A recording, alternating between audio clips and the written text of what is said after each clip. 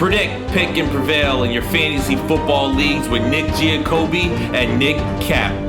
From breakouts to busts, superstars to sleepers, these are the guys that will help you achieve fantasy glory. This is the PrimeTime Fantasy Podcast. Welcome, everybody, to Season 2, Episode 83 of the PrimeTime Fantasy Podcast. We give you our predictions, our picks, with the hopes that we hope you prevail throughout the 2023 fantasy football season. I'm your host, Nick Giacobbe. Joining me is Nick Cap. Nick, it's been a couple weeks. On our last episode, we talked about the quarterback carousel, upcoming landing spots for quarterbacks, whether it's by trade or free agency. A couple of those quarterbacks have kind of settled themselves out. That's what we're here to talk about today. A lot of news in the past few weeks. The number one pick has been traded. A couple quarterbacks have either signed new contracts, re-signed, etc. Franchise tag, free agency looms in the next day or two. A lot of news to talk about, Nick, and I'm excited to kind of get into everything.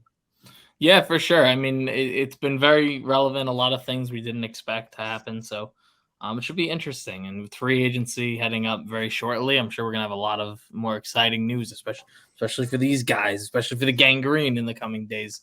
It'll be a lot. So just to preface this, guys, we are recording Sunday night, Sunday, March 12th, around 8 o'clock. No Aaron Rodgers news has dropped as of now. Probably going to drop this show on Tuesday morning, so there's a chance that the Aaron Rodgers news comes out on Monday. We'll do a bonus episode at some point if that does happen.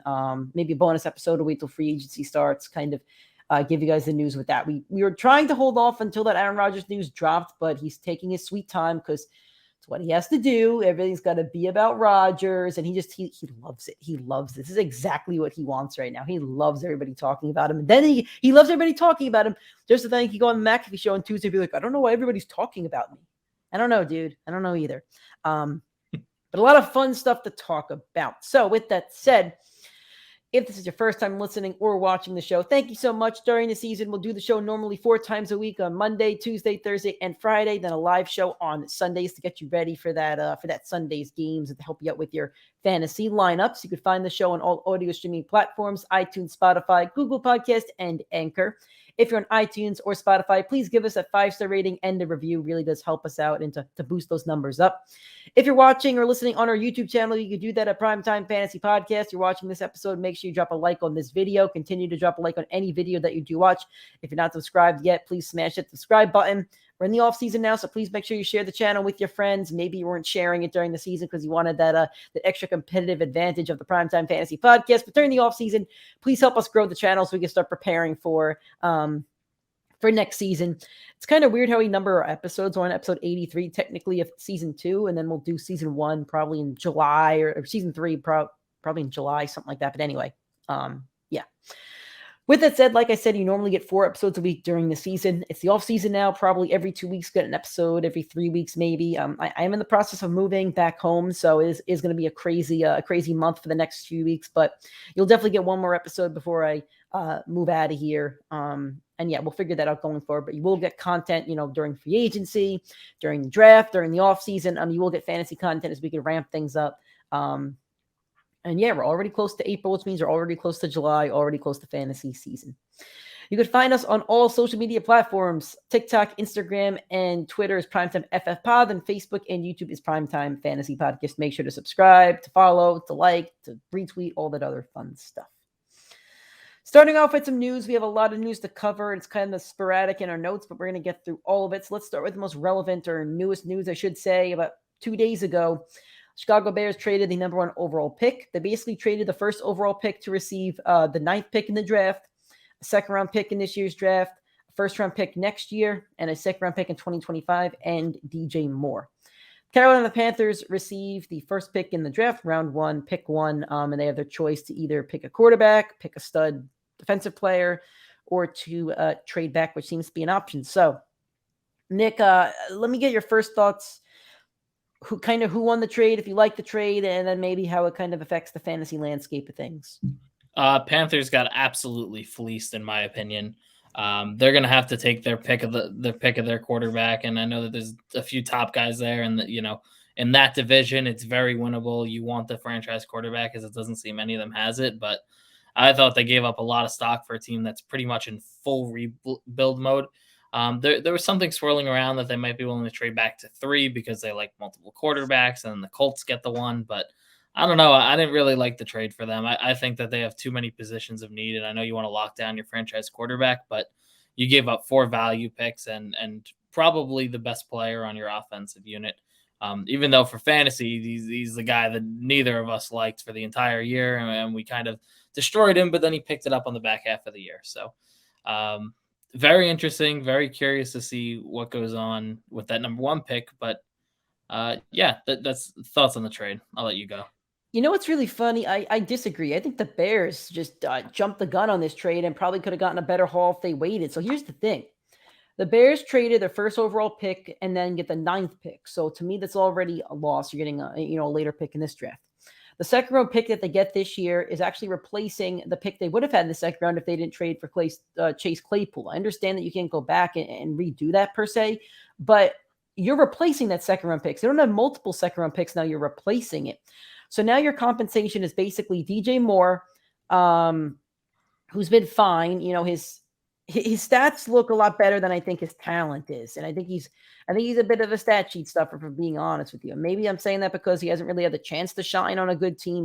The Panthers, I don't think maybe they made the playoffs once in his career. Maybe they did in 2018 or 2019. This is his 5th year in the league. Out of those 5 years, he's at over 750 yards in all 4 of those seasons. He's averaged about 4 touchdowns. In 3 of those years, he had 4. This year, he had 7. And his first year, he had 2. Receptions-wise, he's had over 80 receptions twice, over 55 receptions 3 of those other times. So he's been fine, but I don't think he's a top-tier wide receiver in the league. I wouldn't even put him in my 2nd tier if I was ordering out my receivers in the league from both fantasy and NFL. I'm not sure he cracks my top 24, which is interesting because he finished 24th last year in fantasy, and then he finished 19th the year before. So he's been viable for fantasy, but from a trade perspective, I just feel like the Bears could have gotten more. And they literally just said 2 days ago they weren't going to rush to trade the number 1 overall pick. They're going to wait and, wait for the best offer. And I just feel like they kind of hit the panic button here. So they got good compensation. Yes. I mean, they still get a stud at 9. Obviously, they didn't need a quarterback. I don't think the Panthers are expected to be good this upcoming season. So, they should still get, a pretty good draft pick unless if Carolina wins the division, though, I think don't they pick later in the draft then technically? They're not winning that division though. I know, but I'm playing devil's advocate here. I have to play the devil's advocate here. So I think they're assuming the Panthers won't be good this year, won't be good the year after, so those picks will be high, which is fine. I don't know. I just feel like they could have gotten more. But from a fantasy perspective, Justin Fields needed help. I don't think this is the number 1 that you really, really want. We'll talk about it later in the show, but if they could, it won't happen, but hypothetically, if they could transport DeAndre Hopkins over there, who may not be a number 1 per se anymore, but a 1B, I think they need an alpha over there, and DJ Moore's not an alpha. I think he's like a 1B or a 2A. Mooney's solid, speed demon. He could do his thing. Claypool is Claypool. I'm not high on him. So they got a decent core, but I'm not jazzed about it. But I will say this. I'd rather take DJ Moore on the Bears right now from a fantasy perspective than I would on the Panthers if they draft CJ Stroud. I've seen what Fields can do. I haven't seen what Stroud can do. So I'm okay with saying this is an upgrade for both Justin Fields and for DJ Moore. I think that's fair. I still don't like DJ Moore. I think he's going to get a lot of reach on him this year again. I think that could happen. This receiving core kind of reminds me of the Jets the second year of Darnold or the third year of Darnold, where they brought in Corey Davis and they thought, we're going to get a guy that might have been undervalued where he was and make it work and just never worked out. I kind of see the same thing with DJ Moore here. I don't think he's going to thrive that much. Listen, he's had, multiple 1,000-yard seasons. Absolutely. But the guy has not been, a fantasy star. He has not been dominant, and he was playing on a team that was always playing from behind. That means more passing attempts, more targets going his way. And I remember he had 2 years ago, I think it was 160 targets, and he had a fine fantasy season, but it wasn't anything spectacular. So Listen, he's a good player. That receiving core is good, but I don't see any greatness on that team. And when I don't see great, I don't want you on my fantasy team. I think there's too much, there's going to be too much ball to pass around. And there's, I think, 3 talented NFL receivers and 2 talented running backs there, and a quarterback who likes to use his legs. Like, I don't think any of those guys are really going to be fantasy breakouts like we think that, more might be. I'm right with you on there. Next piece of news. I think we both predicted this. I think this is where we had him going in our carousels, that Derek Carr is going to end up in New Orleans Saint. He signed for 4 years, $150 million. I think he's in year 10, maybe year 9, something like that. He'll be playing behind, I believe, a better offensive line. He won't have a better running back because Jacobs was excellent last year. I don't think he has a better receiving core either, depending on some decisions that they got to make. But, what are your thoughts on Derek Carr's change of scenery? I love the move for him personally. I think he fits with that city. I think he fits with that team. I think he fits with the culture. This is, in terms of actual football, this is the first time in his career he's going to have a defense that was not ranked in the bottom 10 in football, which is shocking considering the Saints are a top 10 defense now that he's going to. I think they're going to easily lock up and win that division. I don't think there's anyone that can compete unless the Buccaneers land one of those stud QBs, which it doesn't seem like they're going after. In terms of fantasy, Olave and Michael Thomas, if Michael Thomas is still there next year, I think both of them are absolute stud plays. We saw Devontae Adams last year. We've seen Hunter Renfrow for years be efficient. We know Josh Jacobs just had one of his best seasons. Derek Carr has never shied away from throwing to his tight end, even when Darren Waller missed some time. Foster Moreau is always a starter. Jawan Johnson's going to be a valuable player, in my opinion. I think he's going to be one of those sleeper tight ends that you grab in the 8th, 9th, 10th round and get away with him getting some good games. I love the move for him. I think it's going to work out very well for fantasy. And if you were a Chris Olave owner in a dynasty or in a keeper league, this is exactly the guy that you wanted at quarterback this year. I did have him in my dynasty league, or still have him in my dynasty league. So Derek Carr finished quarterback 17 last year, somehow behind Russell Wilson. That's the bar that we're at now. Behind Russell Wilson, Jared Goff was in the top 11, Daniel Jones in the top 11. Geno finished at 5, which is still ridiculous. But Derek Carr finished above a couple notable names last year in fantasy points. Finished above Kyler Murray. I know he got hurt. Finished above Dak Prescott. Those are your most notable names. You don't want to hear the rest. Oh, Stafford, but I know he got hurt, so you can't really say that. But yeah, those are your most notable names that he did kind of finish above. I totally agree with Olave. He finished as the wide receiver 25 last year, 1,000 yards, 4 touchdowns. You mentioned Renfrow, who was wide receiver 19 back in 2021. Devontae Adams, wide receiver 3 last year. So yeah, Olave should get a large target share.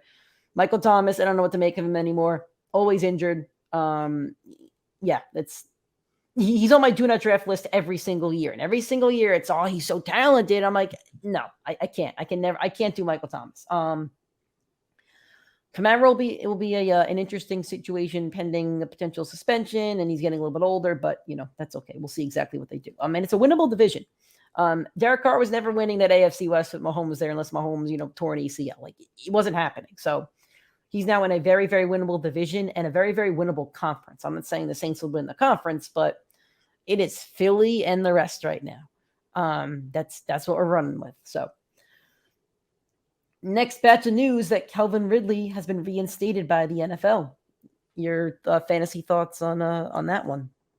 So I'm really annoyed because even when we were drafting live last year, right here on the PrimeTimeFFPod YouTube channel, shameless plug, no problem there. When we were drafting for our league, I was literally thinking about taking Calvin Ridley with the last pick, knowing it's a keeper league and wanting him. That was when we thought he would be an Atlanta Falcon, and we knew he was suspended for the year. I don't know how I feel about this move. I think he'll fit in well with T-Law, but again, it's kind of like that Bears thing.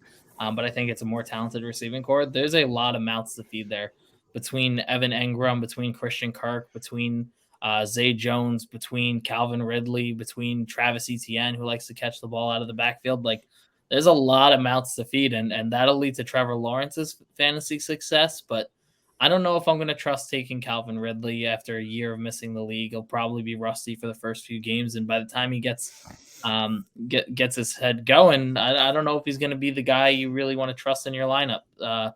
and that inconsistent offense from last year. I know they heated up at the back half of the year, but I think it's a lot of question marks for a guy that looked really talented 2 years ago and went very high off those Atlanta draft boards, and when Julio left and underperformed. So I don't know how I feel about. Yeah, so let's look at this a little bit. He was suspended in March of 2022 and then got traded to the Jags. But people forgot about this, and I had forgotten about this. He played 5 games in 2021, and then he stepped away from football for personal reasons, gambling, mentals, whatever it was. He only played 5 games in 2021, didn't play the rest of the year, and then got suspended. So he basically hasn't played football in 2 years. In those 5 games of 2021, he was okay. He had 31 receptions, 281 yards, and 2 touchdowns. So, not terrible for 5 games. But I don't think this is like, you're not getting Antonio Brown back. Like, Calvin Ridley was never that number 1 guy anyway. So I don't even know where he gets slotted when it comes to drafting, but I would rather have Christian Kirk if you ask me which Jaguars receiver I'd want. He's also 29 years old, so he's not super young anymore, and obviously missed a year, because of the suspension. This almost reminds me a little bit of Le'Veon Bell when he went to your Jets. Was drafted very, very high, first or second round pick, and just didn't pan out. So I could see this being an almost like a Le'Veon Bell kind of situation. With that also said, I think your biggest winner here is Trevor Lawrence. I believe he finished, he finished as quarterback 7 last year. Really heated up towards the end. I know they're going to have a lot of hype, and I could see him being overdrafted this year, but I could also see him posting better numbers in year 3. Obviously gets another, solid receiver here, can build on things. Second year, Doug Peterson.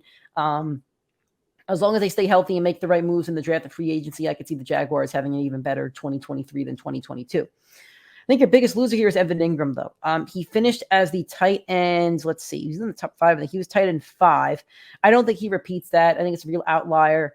They're franchise tagging him. Obviously, Christian Kirk is going to get a mouthful next year. ETN in his 3rd year. Ridley will be there as well. I think Evan Ingram's going to end up being the odd man out here. And I think he can get drafted, The tight ends that I'm looking at right now is Travis Kelce and the rest. I really like TJ Hawkinson going into next year, but I'm not sure where he's going to get mocked. Kittle and Mark Andrews by name will also be up there. So I could see Evan Ingram being in that like Dalton Schultz role that was coming into this season. And Dalton Schultz, I think, underperformed. So I could see the same thing kind of happening with Evan Ingram on that one. Next up, we got my man Geno. He didn't write back, but he did write his name on that contract. 3 years, $105 million, well-deserved after the best year of his career. Bet on himself. Pete Carroll's betting on him too. The incentives in this deal are really, really wacky. So I'm excited they still have cap space, and I'm excited that they have a stable quarterback, and they have the leisure of drafting a quarterback, or building the roster. Geno's not the quarterback that will win them a Super Bowl, but he's a good bridge at this point. So. What are your quick thoughts on Geno re-signing with the Seahawks? We both kind of saw this happening. Yeah, I mean, I don't know where he's going to get drafted because, like Nick said earlier, he did finish around or just outside the top 5 quarterbacks last year. So you're talking about, a guy in his 30s that had his first real year as a starter. Let's I don't want to cut you off. Let's play a game, Nick. We're drafting right now. Maybe like best ball say or something like that. Yep. Geno Smith or Russell Wilson? I'll fall into the trap again. I'll take Russ. No. I don't hate it. I actually love Russ, but I can't fall into the trap. I wouldn't touch either, but Geno Smith or Kirk Cousins? I would take Kirk. Okay. Geno Smith or Daniel Jones? I would take Daniel Jones. Geno Smith or Jared Goff? I would take Goff. Like, it's so hard. Geno Smith or Aaron Rodgers on the Jets? That's tough. How is this one not your no-brainer? You'd rather have Jared Goff than Aaron Rodgers. I am shocked about this one. Outside of Rodgers, even when Rodgers came off the back-to-back MVPs, like he was always ranked so low as a fantasy prospect because in those games he wins, he throws 200 yards and 2 touchdowns, right? Like he doesn't put up massive fantasy numbers. Geno, at least, he'll be playing from behind a lot, and he has 2 stud receivers that he could toss it to. All right, 2 more. Geno Smith or Derek Carr? I'd go Geno here. Geno Smith or Dak Prescott?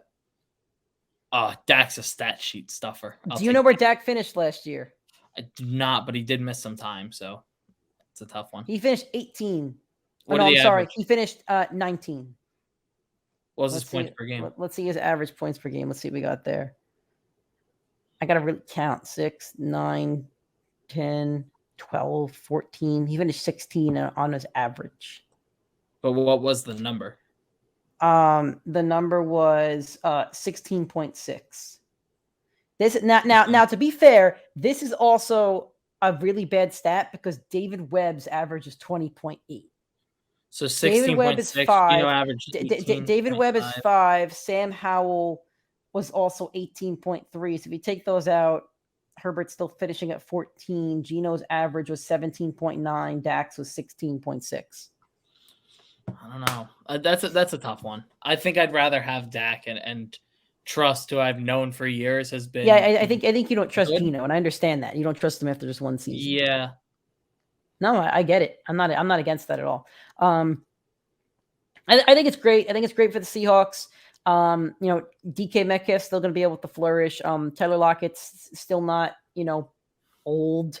I was counting him out last year, and a couple other people had. He's only 30. He'll be 31 by the end of the season. Seattle's going to have to draft another wide receiver, whether it's this year or next year. They're going to have to pick up somebody to replace Tyler Lockett. But with those two receivers, I'm sure they'll add some other depth. Rashad Penny will be coming back and play probably less than 6 games. Super talented, but again, just the injury history's there. Kenneth Walker, I think he'll be in for a little bit of a sophomore slump, but he'll still be pretty solid, I think. So the team will be talented. Geno will lead the team to some wins. They'll compete in most of their games. Pete Carroll doesn't get blown out a lot. And I don't think Geno got blown out a lot this year. I think they only got blown out in 2 or 3 games. One against the Niners in week 3 when they were still getting their feet wet, the Niners in the playoffs, and maybe 1 or 2 other games. But I think it's a good move for the Seahawks, whether they draft the quarterback or not. And a good move for fantasy too. So last bit of contract news here. Daniel Jones re-signed with the New York Giants, 4 years, $160 million. I feel about Daniel Jones the way that you feel about Geno, where I really don't want to take him over a bunch of these guys, particularly because of the cast around him. They would really have to sign a receiver that I trust, because I don't trust Sterling Shepard, or I think Galladay's gone. He built some chemistry with what's his name, Williams, maybe. I forget. There was one receiver who scored a bunch of touchdowns down the stretch last year. Oh my God, what's his name? He's gonna go down as one of those fantasy guys that never has relevancy again. Let's see. No. I'm gonna look it up right here. It was it Richie James? It was Richie James, I think. Yeah. Oh no, it's Isaiah Hodgins. Isaiah Hodgins as well. He had how many touchdowns did he have? He had, why is it saying receiving? He had 4 receiving touchdowns, and he probably had them all in the last 4 games of the year. Yeah. But my point being, Daniel Jones is okay, but it's not affecting me drafting him from a fantasy perspective. I think this was one of the more underrated signings of the offseason. I think a lot of people are writing it off because, yes, Daniel Jones did have one good year, but he looked good. And when you consider the fact that Barkley on the back half of the year was showing the injury a lot more, and that receiving core had nobody stay healthy for the entire year, I think he played a lot better than people gave him credit for. And the only real studs either on offense. I mean, if you look at the NFC, there's 2 or 3 really good quarterbacks, and I think that he, you could argue he's the 4th or 5th best quarterback in that conference at the moment. As ludicrous as I think it's Jalen Hurts and the rest. I don't think there's anybody else. That's even exactly. So, when you look at it from that perspective, and Daniel Jones was a monster on the ground last year, they're going to bring in some receiver, whether it be that Adam Thielen, whether they go try and trade for T. Higgins or something like that. I think they're going to bring somebody in. I don't know who it's going to be, but if they pull one of those upper talents, I think Daniel Jones is going to be way underdrafted next year. All right, so some players that got franchise tagged, I believe they all got the non-exclusive one, which basically means that if a team signed this player, they would have to pay that contract and trade 2 first-round picks, which is absurd. Josh Jacobs with the Raiders, Tony Pollard with the Cowboys, Evan Ingram with the Jaguars, Saquon Barkley with the Giants, and Lamar Jackson with the Ravens. So I don't really get to talk about any of these guys except for Lamar. I think he's going to end up a Raven, but this whole situation is so odd how all these teams that need a quarterback don't even want to speak to a former league MVP. And I'm not Cam Newton was a former league MVP that that took a dive. Lamar hasn't really taken a dive per se. So it's just a really interesting situation to me, and that nobody wants to even speak to him. Lamar's stats here. So I'm going to pull them up. Again, this is from a fantasy perspective. We always do look at stats. So let's see what we got here. On his career stats, he won the MVP, I believe, in 2019, right? When he threw for 3,100 yards, rushed for another 1,200. I think he had a total of like 43 touchdowns or something like that. 2020, threw for 2,700 yards, 26 touchdowns, also ran for 1,000 yards, rushed for 7 touchdowns. Next 2 seasons after that, 2,800 yards in 2021. Touchdowns did go down. QBR, pass rating definitely wasn't as good. 16 touchdowns to 13 interceptions in 2021. Rushing numbers were fine, 700 for only 2 touchdowns. And then last year, 2022, I know he missed a couple games, still threw for 2,200 yards. Still had 17 touchdowns to 7 interceptions. Rushed for 700, only 3 rushing touchdowns. So his rushing numbers have definitely gone down. But again, this is a former league MVP that's still playing at a pretty high level. Still a really talented football player. And the Ravens roster has gotten exceptionally worse since that MVP year. Their defense kind of fell apart. They lost Earl Thomas. They lost, a couple other players on defense. I think they had a stud corner, CJ Mosley. So they lost a bunch of their defensive guys. The offensive line also has kind of gotten decimated. No real rushing attack. I mean, J.K. Dobbins is okay. They had the Gus Bus. Like, they've had a couple guys, but again, no stud running back. Receivers, they traded away Hollywood Brown, tried to replace him with Rashad Bateman, which is just not a fair replacement. Mark Andrews stepped up, but Mark Andrews also stepped up when Lamar was making him look good. Without Lamar last year, Mark Andrews just fell off the fantasy radar. He did not perform without Lamar Jackson. Am I saying that Mark Andrews isn't talented? No, but what I'm saying is I think he really needed that.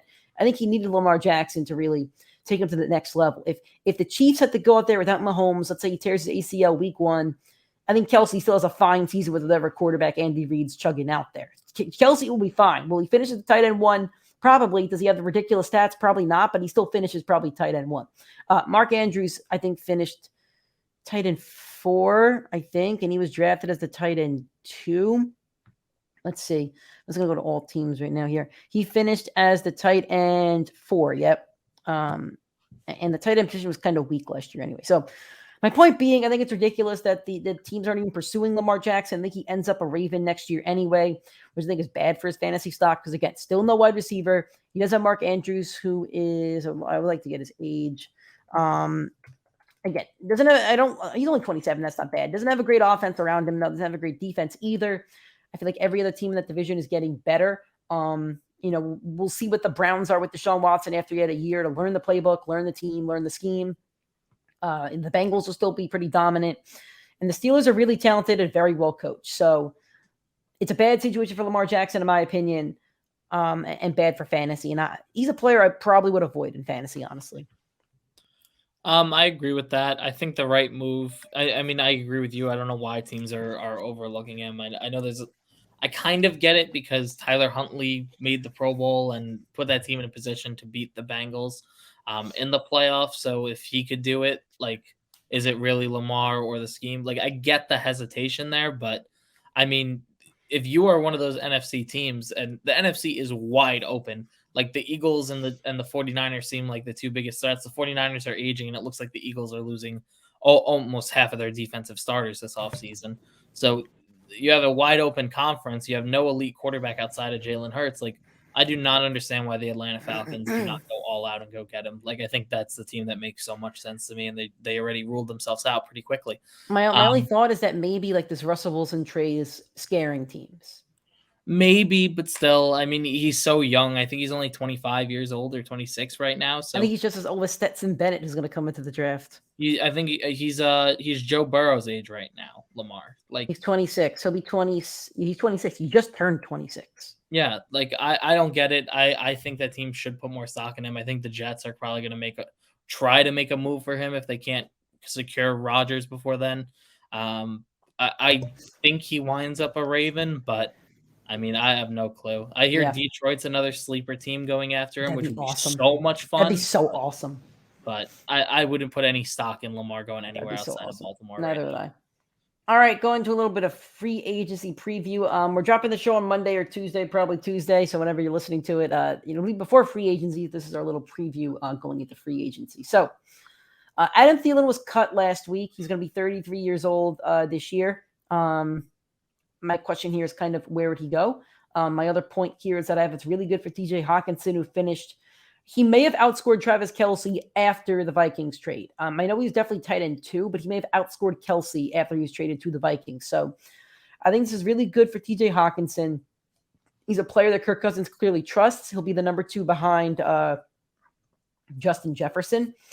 Also really good for KJ Osborne, who they really like. I've had him on and off my dynasty team. He's really talented. So I think he'll be kind of a sneaky late round pick. He'll be a guy that I like to pump up for drafts. But Nick, your thoughts on what Adam Thielen leaving means for the Vikings and maybe where he could possibly land? I really like TJ Hawkinson, but I think he's another guy that's going to get overdrafted. He'll probably come off the board as a tight end 2 or 3. He'll probably go in the first 3 rounds. And for me, like you said earlier, it's Travis Kelce and the rest. If you could get TJ Hawkinson in the 5th round and the 4th round, I really like that position for him. But outside of that, I'd rather take those higher scoring receivers in that 2nd and 3rd round than rather owning TJ Hawkinson at this point. Agree with you. Yep. In terms of Adam Thielen, it's very hard to predict where all these receivers are going to go. We just know the teams that have the massive gaps. We know Kansas City is going to be looking for receiver talent. We know the Giants are absolutely going to be looking for someone. And then outside of that, maybe you have the Rams that try and get a veteran presence out there. I think the Rams are in full rebuild. Yeah, like I can't really see many places that would pay Thielen top dollar. If I had to guess, he probably ring chases and goes to somewhere like a Kansas City. I like your I like the Giants. I think the Giants is a really good take. Looking around the league here at a team that's maybe set up for success and maybe has a quarterback per se.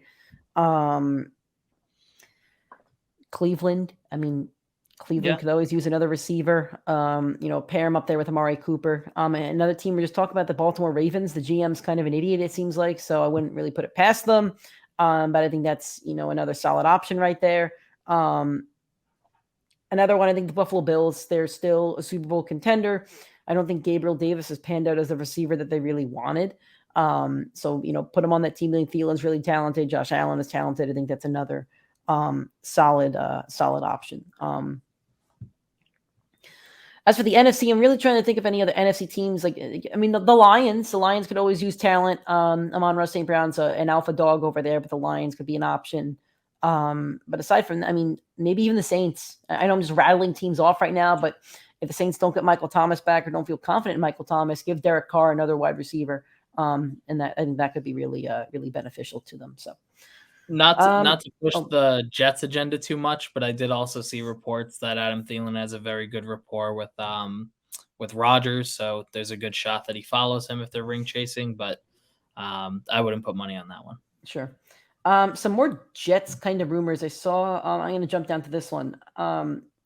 Jamal Williams is going to be a free agent. I have a list of free agents here, but this is just one of them that I'm picking out here. He's drawing interest from the Jets, the Bills, and the Bengals. I'm going to talk about these 3 teams. I really like the Bengals because they don't seem confident in Joe Mixon. I know there's rumors that they could even cut him if he doesn't take a pay cut. Dominant goal line back. I think Jamal Williams is good for any team that needs a dominant goal line back. The Bills is another really good one who haven't been able to figure out running back. But I really want Jamal Williams to stay there as much as it'd be great to free DeAndre Swift. Like, he just kind of fits that system. 18 or 19 touchdowns last year and almost 1,000 yards. Like, he's a big cog in their offense. Like, I could see them making a serious push to re-sign him, but if not, like, I'm racking around some other teams that may want to take a swing at him here. Philadelphia Eagles. The Eagles are probably going to lose Miles Sanders. This is just a big back that could get into the end zone. Would be such a threat with Hurts, obviously. I think the Eagles could be a team that could really target Jamal Williams. Yeah, I don't want to see him go to the Jets, although I do think that is the best fit for him. But they have running backs. They like their running backs as far as I know. They have Breece Hall, who's coming off the injury, and they have not had a power back. They were one of the worst teams at getting the ball in the end zone within 5 yards. So, and one of the worst goal line and fourth and short teams in the league this year. So I do see the benefit there. And with Nathaniel Hackett there, familiar system to him, it makes sense. I'm just scared that they're going to overpay him.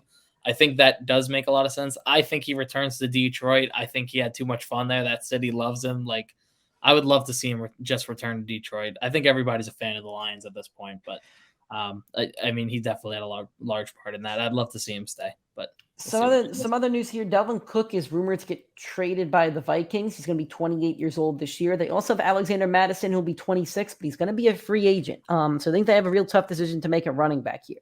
If they re-sign Mattison, probably going to be a good chunk of money, I think, and they would trade Dalvin Cook. But it seems like one of these running backs will go to a different team, and we'll have another fantasy running back. All these teams that we're talking about that needs a running back, they're going to get traded. They're going to have an opportunity here.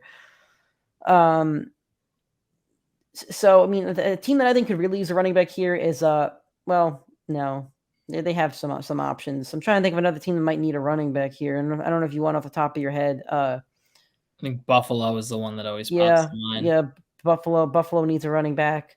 Pair him up with his brother, James Cook. Like, yeah, there you go. See him lobbying internally for him. Like, It makes sense to me. Yeah, I agree with you. The Eagles are another one that are going to have to replace Miles Sanders. I don't think they're going to pay him the money that he's probably going to want. The Patriots might lose Damian Harris. I could see them being an option. And lastly, the Miami Dolphins. I don't think they have a running back that they trust. I know they have Mostert. That's a good one. They have, I think they have one or two other running backs, but I could see them maybe making a move. I know they made a move today for Jalen Ramsey. They absolutely fleeced the Los Angeles Rams. I'm so happy that Ramsey's out of that division. So. No, you only got a third round pick out of him. They're paying him $20 million a year, and Ramsey looked awful for the first half of the season. He did. And they only started looking good when Baker Mayfield was quarterbacking and they were playing with the lead all game. Like, yeah, I think they overpaid, and they're gonna have to. I think they're gonna regret that decision. That's a lot of money to him. Yeah, probably. Okay. Some other ones. The Bucs may pursue Baker Mayfield. This could be really hilarious. Yeah, that's what I got, man. Baker throwing balls to Mike Evans and Chris Godwin, who have basically been top 20, top 10 fantasy wide receivers their entire career. I don't think it's good for either of them. I can't even tell you who I'd want quarterbacking the Bucs. Honestly, Aaron Rodgers. I would love for Aaron Rodgers to go to the Bucs. That's a lie because I don't want to see Rodgers succeed. But from a fantasy perspective, Rodgers is the only free agent quarterback that can make the Bucs like a really top tier offense.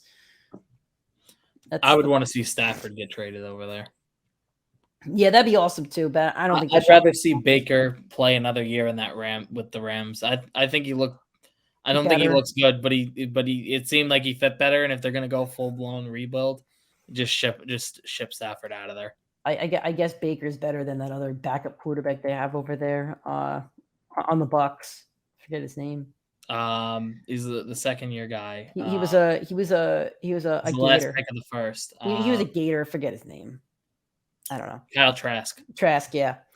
The Bears would like to re-sign David Montgomery. They were happy with him, but he looks like he had a chance to hit free agency. If he does hit free agency, Khalil Herbert's the next man up, but I don't see him being like a feature back. I could see them signing somebody else to pair Khalil Herbert with. I could see Jamal Williams being a nice compliment to Khalil Herbert if something like that kind of happened. Yeah. But I think David Montgomery will get re-signed by the Bears. Yeah, I agree. I don't see him leaving. DeAndre Hopkins could be traded once free agency starts. I would put money on this. I don't think he wants to be a Cardinal. The Cardinals are a mess of a franchise. If I had to rank my top 5 football franchises that are an absolute mess right now, the Cardinals might be number 1. Like if I looked at the NFL right now, the Cardinals are definitely in there. I'd put the Ravens in there because they're just ridiculous. I would love to put the entire AFC South, not name the Jaguars, but I got to give them a shot. The Panthers are in there. The Commanders, because they're just always fun. And maybe the Rams, probably the Rams too, because they're about to be really screwed. But anyway, the Cardinals might be. I think the Cardinals are number 1 because they paid Kyler Murray a crap ton of money. Their coach looks like an absolute dork right now, and to be fair, Sirianni looked like a dork too. So I can't really. And I said Dan Campbell looked like a dork as well, so I can't really crap on. Forget who they got. I forget his name. I will say this though, he was the DC of the Eagles, and he kind of lost them that Super Bowl. Like, I will say that. Not only did he look like a dork in those like interviews and stuff they did on the Cardinals social media, but he did kind of lose the Eagles that Super Bowl. Just saying. But Hopkins is going to go. I put the Patriots with a question mark, so I could just see that happening. But they're not a Super Bowl contender, so I mean, the Bills are. I know we're saying the Bills for a lot of this, but the Bills are a Super Bowl contender. They do need another wide receiver. I could see that being, a slam dunk one.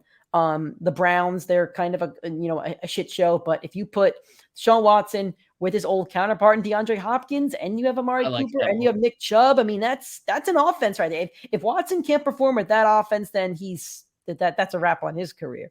But I think that one would be a lot of fun. I mean, I keep on saying a receiver's got to go to the Saints, so I mean that'd be a big one. And the last one I'll throw out here is the Cowboys. Jerry Jones loves big splashes, big stars. If you put DeAndre Hopkins right across from CeeDee Lamb, that's the Jerry Jones kind of move. Sure, I like that. I like that one. So there you go. Any others that you may want to mention, or where you think he'll go? No, I think the Patriots is the one that I won't be able to get my head past it, but I know it's just so outside of their culture.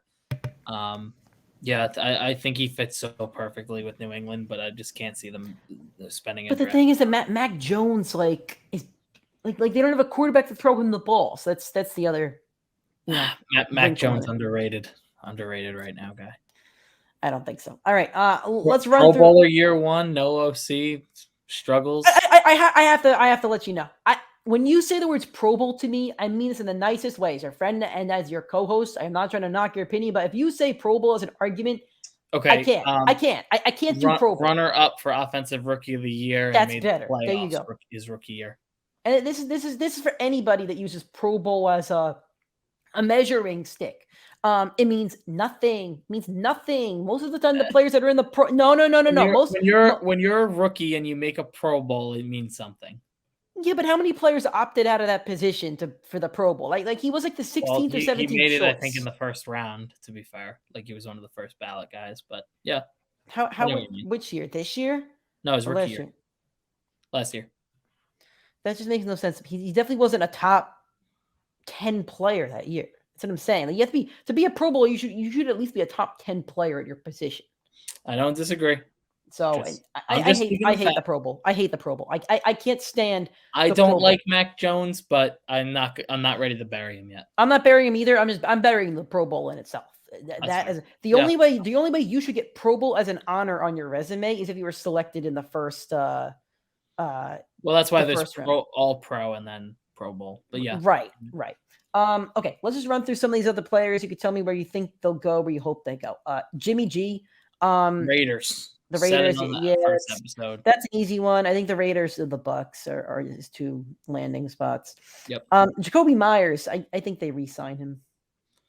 Yeah, I think they either put the money in him or they make the draft pick trade for Hopkins. If he doesn't go there, then I mean it's going to be the same few teams that we cycle and say with this.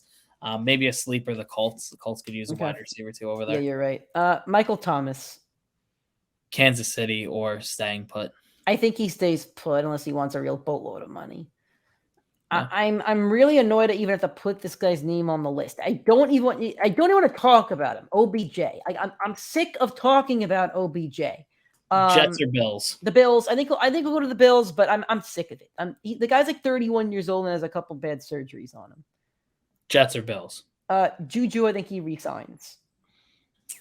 I don't know. I think he might chase money because he did a 1-year deal to bet on himself, and I can't see Kansas City paying him over some of the other free agent receivers out there. Well, so I think he walks, and I think he gets a good amount of money from a desperate team. Maybe the Giants are that team that overpay after missing out. Oh, that'd be so funny. Alan Lazard. I don't know which GM said it. There was a funny quote about Lazard and like how thirsty this GM was for him. But I think the rumor was between Kansas City and Baltimore. So I'll go with the Ravens. This seems outside of Kansas City. I'm going to say your Jets because I think Rodgers likes him, and I think Rodgers has to bring 2 or 3 buddies on the bus with him. Fair enough. I think Lazard's a Jet, and I think Randall Cobb is a lock to be a Jet. Oh, Randall Cobb's a Jet. Randall Cobb's going to catch 3 passes for like 60 yards and 1 touchdown throughout the entire season. But yeah, it's going to be in one game, and it's going to ruin somebody's fantasy championship. Yeah. Nick's favorite running back, Miles Sanders. Send him to the Rams. For some reason, that feels like a good fit for him. I think the Cardinals, being the worst franchise that they are, they think he'd make a phenomenal Cardinal. I think he'd be great. If not the Cardinals, though, let's see, another team that really needs the Ravens GM's a moron. Maybe the Ravens will sign him. Yeah. I could see him being a Patriot too. If the Patriots lose Damian Harris, I think they could pair him up with who's the other running back they have? Ramondre Stevenson. Stevenson, yeah. Dalton Schultz, I think he resigns. I think they like him over there. He resigns or Cincinnati snags him. I think they keep what's his name? Hayden Hurst. I think they like Hurts over there. You could go with the 2 tight end set. Either way. Yeah. I think we talked about David Montgomery and Jamal Williams, unless there's anybody else you wanted to kind of add in there. No, I think you got all those top dogs. All right. Well, there we go. So that is our show for this week, guys. Hopefully you enjoyed it, and we'll see exactly how right we are on our free agent predictions. We will have a show in the next week or two once Aaron Rodgers wants to come out of hiding and kind of face the media here. But yeah, we'll have another show there. Talk about the free agency, and it'll be a lot of fun. Me and Nick's teams could hopefully be pretty active in free agency, and yeah, it could be a lot of fun. So thank you guys for listening. Thank you for watching. If you're listening on an audio streaming platform like iTunes or Spotify, please give us that 5-star rating and a review. If you're watching or listening on YouTube, please drop a like on this video, share that link with your friends, and make sure you hit that subscribe button on YouTube. We'd appreciate that as well. Keep connecting and interacting with us on social media, PrimeTimeFFPod on Twitter, TikTok, Instagram, Facebook, and YouTube as Primetime Fantasy Podcast. Thank you guys for listening to this one, and we'll talk to you guys very soon.